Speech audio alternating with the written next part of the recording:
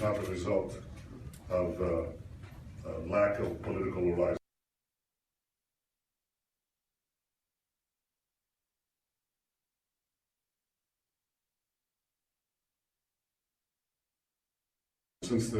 For the last 95 years, 1920, 1921, the Fedayeen attacks, the Intifada attacks, they were actually at their height during the beginning of the Oslo peace process, and people said, well, this is because these are enemies of peace. So the result, the explanation for the terrorist waves that we had then was the advance of peace. Now they say you have terrorist attacks because there is no peace. Neither is true. They're attacking us not because they want peace or don't want peace, it's because they don't want us here. If they're frustrated, I assure you that frustration will continue because we're going to continue to be here. As far as settlements are concerned, this is not a result of a massive wave of settlement because there's not been a massive wave of settlement. And second, we have something else. And the facts count. It is the very killers themselves who explain why they're doing what they're doing.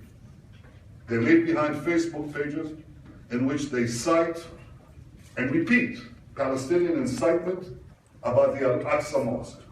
All the lies that are said about us trying to bring down the mosque or change the status quo, they cite that as the reason for their activity. And you can't fit a false template on reality. This is what is driving this current wave. I'm sorry, the old models don't apply. There's a Palestinian attempt to inflame violence based on the false allegations that we're changing the Temple Mount, now on the false allegations that we're executing innocent civilians. It doesn't wash.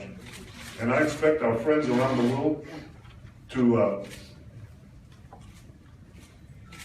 look at these facts, recognize them for what they are, and I think to condemn these Palestinian attacks, and to demand from Abu Mazen to stop the incitement and to restore calm. Anybody else in English? Yeah, please. Luke Baker from Reuters. The US State Department has been somewhat concerned about excessive use of force used by some Israeli security forces. Are you worried both about losing, you talked about false symmetry, but are you worried about losing the support of some of your allies and also losing control of this city, which you seem on the point of dividing? No, we're not going to divide the city any more than people who are putting curfew in neighborhoods in towns in Europe or in the United States on occasion are dividing those cities. So don't get swept away, don't carry it away. Don't build your hopes high.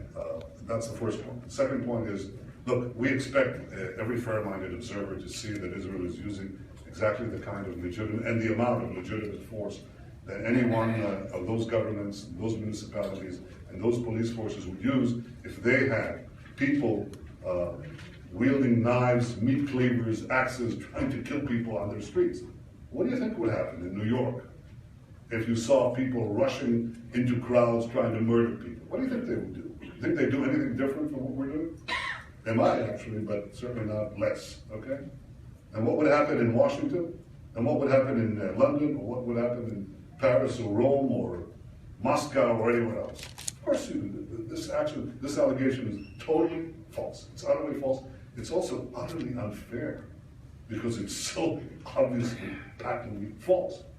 So I expect fairness, and I expect to put blame where it's due. And to say, you know, here's a fact. We're now being told from the hospital that the condition of the Palestinian would-be murderer is light, but the condition of the young boy that he attacked is actually very critical. So the attacker comes out on the cheap, so to speak, and yet people are making a moral symmetry at best between the attacker and his victim, and much worse, they're accusing Israel of being the guilty party in this case, and that just will not fly. You know, the first order of the day in fighting terrorism is moral clarity. Nothing justifies terrorism. Nothing exonerates it, and stop trying to explain it away. This is terrorism, murder, pure and simple. Abu Mazen is inciting murder. Make him accountable and stop trying to justify it in any way. Not with settlements, not with peace process, not with anything. It is unjustifiable and unacceptable, and the mere fact that this is brought up as a possible explanation, of course, gives the terrorists a justification that they don't even use. They might now, but they haven't up to now. And that tells you a lot. I want to thank you.